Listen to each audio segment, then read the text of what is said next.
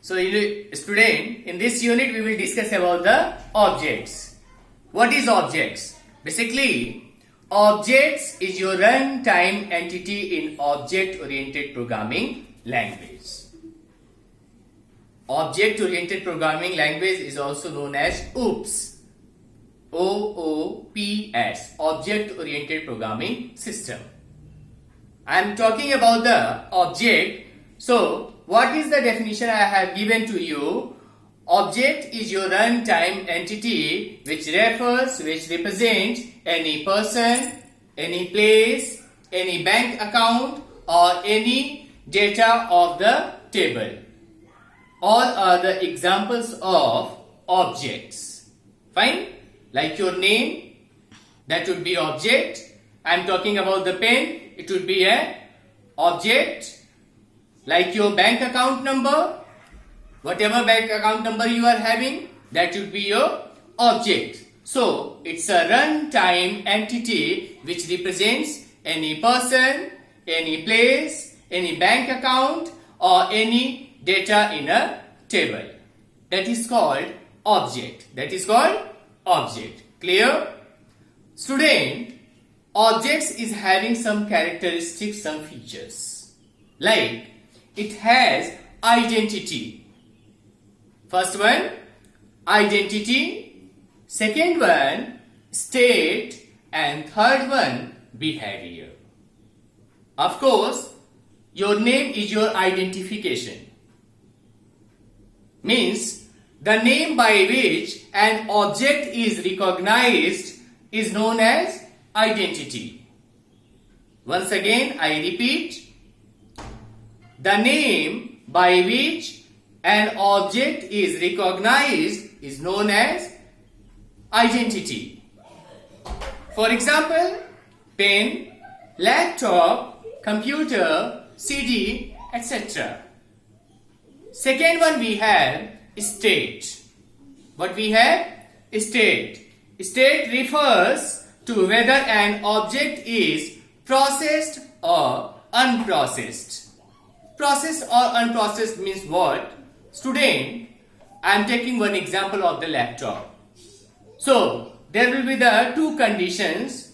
Either it will be in working mode or it will be in non-working mode.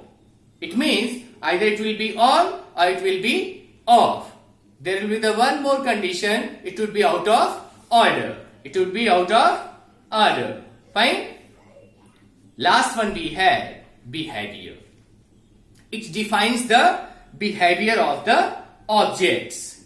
Fine? It defines the behavior of the objects, means in what terms it is capable to do anything. Supposed to be, I have taken the one examples of the bike. So bike is an object. Bike is an object, and what would be the identity of this bike? It's a Bajaj company, a Honda company, or Hero company. So Hero, Honda or Bajaj will be identity of an object, or you can say it would be a identity of this bike. Second one, bike is an object and its characteristics are black in color, red in color, blue in color, all are the characteristics. Fine? And last one, that is related to name by which, or that is related to state.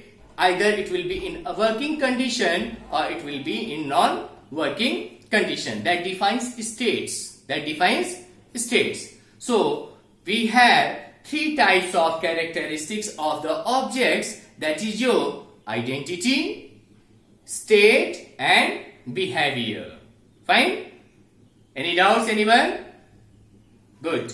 Second one we have class. What we have? Class. It's very important, class. Just pay attention. I am talking about the class. Class is your runtime, or you can say class is your user defined type. I am telling you, class is your user defined type.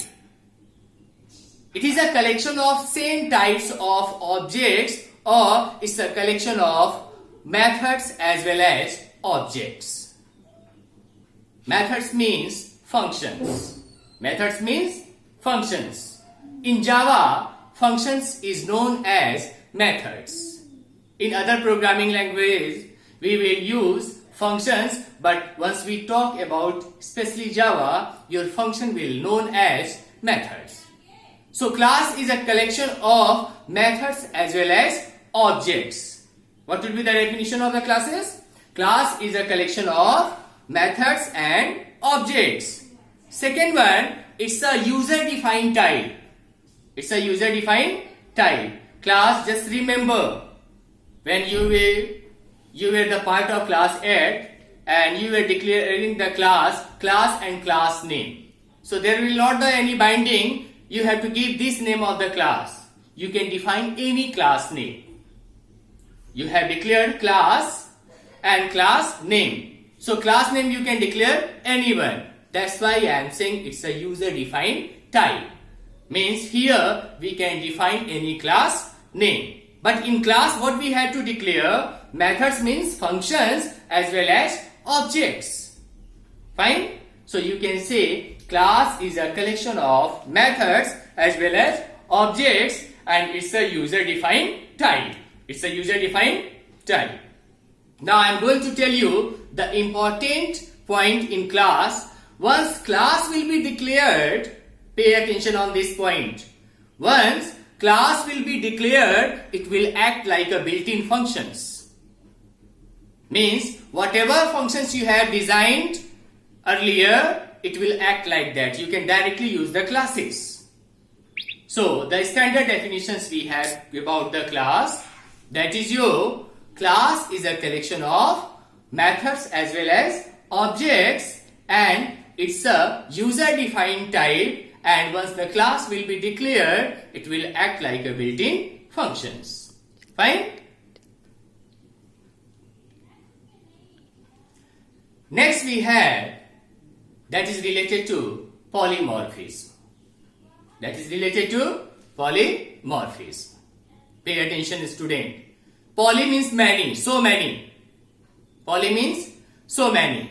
So the meaning of polymorphism over here, the ability to create or the ability to make more than one forms. This is called polymorphism. This is called polymorphism.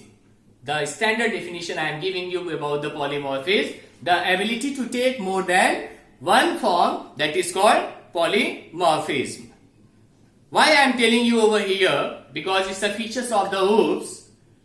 I have already taught you about the procedural oriented programming language and object oriented programming language. Once we talk about the C, once we talk about the BASIC, once we talk about the Fortran, or once we talk about the Pascal. Once you will declare the same name of the function, supposed to be you have created any functions and you have given the name of that function is your add. What you have given? Add. So, if you are declaring 2 times add, it would be wrong declaration in procedure-oriented programming language. Means, it will never accept same name.